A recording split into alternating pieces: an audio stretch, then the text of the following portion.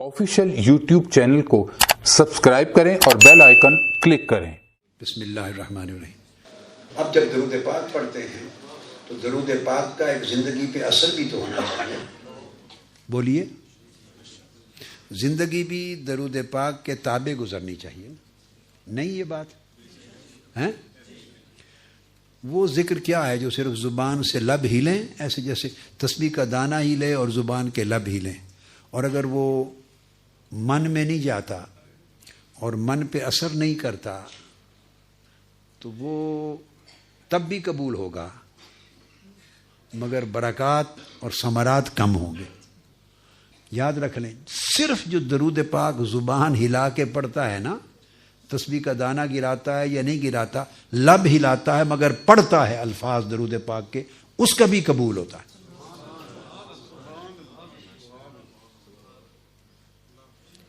اس طرح کرنے والے ہر نمازی کی نماز کی شیورٹی نہیں ہے کہ قبول ہوگی، کہ جو کھڑا ہو گیا مصلی پر لب ہلا کے پڑھ رہا ہے، معلوم نہیں قبول ہو، اللہ کی مرضی۔ آپ سمجھے ہیں نا؟ درود پاک ایک ایسا ذکر ہے کہ جس نے لب ہلا کے بھی پڑھ دیا اور بہت نیچے نہیں بھی اترا، اس کا بھی قبول ہوگا، اس کا بھی بولیے قبول ہوگا۔ آپ کو اس کا راز سمجھ میں آیا ہے یا ہے؟ ہاتھ کھڑا کریں جس کو اس کا راز معلوم ہے۔ زیادہ کو معلوم نہیں ہے، میں ان کو بتاتا ہوں۔ پھر میں نے کہا صرف لب ہلائے اور درود پاک کے کلمات پڑھے، کیا؟ اور وہ من میں اتنا نہیں بھی گیا، لبوں سے پڑھ دیا، تو میں نے کہا وہ بھی قبول ہوگا۔ درود پاک کسی کا رد ہوتا ہی نہیں ہے، باقی ہر عبادت رد ہو سکتی ہے۔ یعنی کوئی حج کرے تو وہ نہیں کہہ سکتا کہ قطعی طور پہ میرا حج قبول ہے، عمرہ کرے نہیں کہہ سکتا کہ قطعی طور پہ عمرہ، روزہ رکھے، نماز پڑھے، خیرات کرے، صدقہ دے، زکوٰۃ دے، قطعی طور پہ کوئی گارنٹی نہیں دے سکتا کہ میرا یہ عمل قبول ہے۔ صرف ایک عمل ہے درود پاک، یہ جو پڑھے وہ گارنٹی ہے اس کی کہ قبول ہے۔ اب اس کا راز سمجھنا چاہتے ہیں؟ بولیے۔ بڑا آسان ایک راز بتا دیتا ہوں، باقی اس کے علاوہ بھی بہت بڑے بڑے راز ہیں، بہت راز ہیں، مگر ایک سادہ سا راز جو آپ کو ایک سیکنڈ میں سمجھ آ جائے گا اور بھولے گا نہیں۔ وہ کیا کہ یہ رد ہوتا ہی نہیں کہ آپ پڑھیں درود پاک، اللہم صلی علی سیدنا محمد۔ اب پہلے لفظ کیا ہیں؟ پھر اونچی آواز سے پڑھیں، صلی علی سیدنا و مولانا محمد۔ یہ درود پاک شروع ہوتا ہے کہ اے اللہ تو ہمارے آقا و مولا حضرت محمد پہ درود پڑھ۔ یہ درود پاک کے پہلے الفاظ کیا ہیں؟ اللہم، اے اللہ۔ آپ یہ نہیں کہتے کہ میں درود پڑھتا ہوں، کیا؟ آپ یہ نہیں کہتے کہ حضور علیہ السلام پر میں درود پڑھتا ہوں یا ہم درود پڑھ، یہ نہیں کہتے۔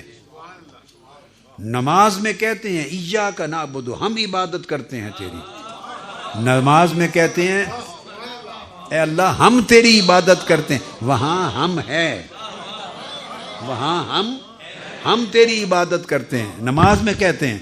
مگر درود پاک میں اللہ پاک نے آپ کو، میں کو، ہم کو، تم کو، ساروں کو نکال دیا۔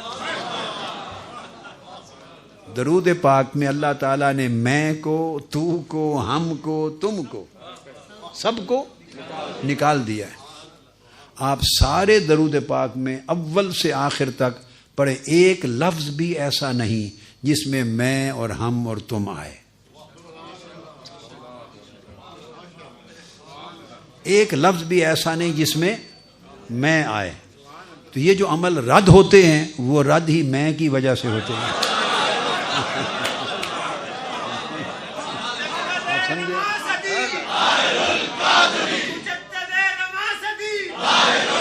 اب دیکھو نا، یہ جو عمل قبول نہیں ہوتے، یہ جو عمل قبول، کون سی شے ہے جو انہیں قبول ہونے سے روکتی ہے؟ وہ کیا ہے؟ میں ہی ایک چیز ہے جو کسی بھی عمل کو قبول ہونے سے روکتی ہے۔ اپنے محبوب پر درود پاک کے عمل میں سے اللہ پاک نے میں کو خود نکال دیا۔ جس نے قبول ہونے سے روکنا تھا وہ ہے ہی نہیں اس میں۔ آپ میری بات سمجھیں، جس نے قبول ہونے سے روکنا تھا وہ اس میں ہے ہی نہیں، نہ میں ہے نہ ہم ہے۔ اور ہے کیا؟ یہ درود پاک صرف درخواست ہے۔ کیا ہے؟ اور درخواست آپ کی اپنی نہیں ہے کہ اللہ تعالیٰ میری دکان بڑھا دے، میرا رزق بڑھا دے، میری تنخواہ بڑھا دے، میرا کاروبار بڑھا دے، مجھے بیٹا دے دے، میرے بیٹی کی شادی کر دے، اولاد دے دے، گھر دے دے، قرض اتار دے۔ یہ اس طرح کی درخواست ہے ہی نہیں، نہ دنیا کی درخواست اور نہ آخرت کی درخواست۔ کیا؟ میری بخشش فرما دے، مجھے گناہ معاف کر دے، مجھے جنت دے دے، مجھے حضور کی شفاعت دے دے، آخرت اچھی کر دے۔ نہ دنیا کی میں نہ آخرت کی میں دو قسموں کی ہوتی۔ کیا؟ دنیا کی میں اور آخرت کی میں۔ میری دنیا بہتر کر دے، کوئی چیز بھی مانگے تو میری بہتر کر دے، آخرت کی کوئی چیز بھی مانگے تو مجھے معاف کر دے، مجھے بخش دے۔ تو ہر جگہ میں ہے نا۔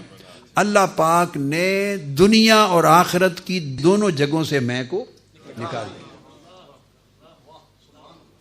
اب دعا بھی جو ہے اس میں بھی یہ اللہ پاک نے ربنا آتنا فی الدنیا حسنہ وفی الآخرۃ حسنہ وقنا عذاب النار۔ اے ہمارے رب ہمیں عطا کر، ربنا آتنا ہمیں دے،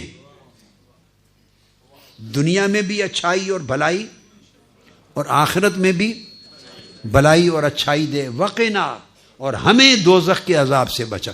دیکھیں نا، دعاؤں میں بھی میں اور ہم رکھی ہے اللہ نے۔ ربنا فاغفر لنا، ہمارے رب ہمیں معاف کر دے۔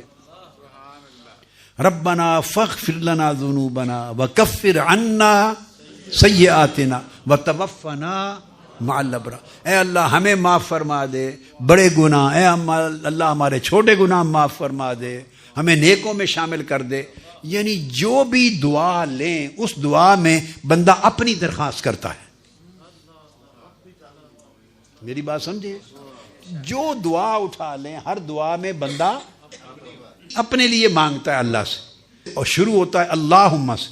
درود پاک ایک ایسی دعا اور درخواست ہے، اس میں بندہ اپنے لیے کچھ مانگتا ہی نہیں، اپنے لیے سرے سے مانگتا ہی نہیں ہے۔ رد کہاں سے ہونی ہے؟ کون سی چیز نامقبول ہوگی؟ اس نے اپنے لیے مانگا ہی کچھ نہیں۔ اور جس نے نامقبول کرنا تھا، رد کروانا تھا، وہ میں اس میں ہے ہی نہیں، اور اپنے لیے نہ دنیا مانگی نہ آخرت مانگی۔ اس کو کہتے ہیں تجرید۔ توحید کا بھی کمال درجہ ہے جس میں بندہ اپنے آپ کو مٹا دیتا ہے، اپنا نام و نشان ہی مٹا دیتا ہے۔ درود پاک ایک ایسی چیز ہے جس میں بندہ اپنا نام و نشان مٹا دیتا ہے، ایسی تربیت ہے۔ تو کہتا کیا؟ اے اللہ تو ہمارے آقا پہ درود بھیج۔ یہ درخواست کی نا، وہ جواب دیتا ہے میرے بندے تو پیدا بھی نہیں ہوا تھا میں تب سے بھیجتا ہوں۔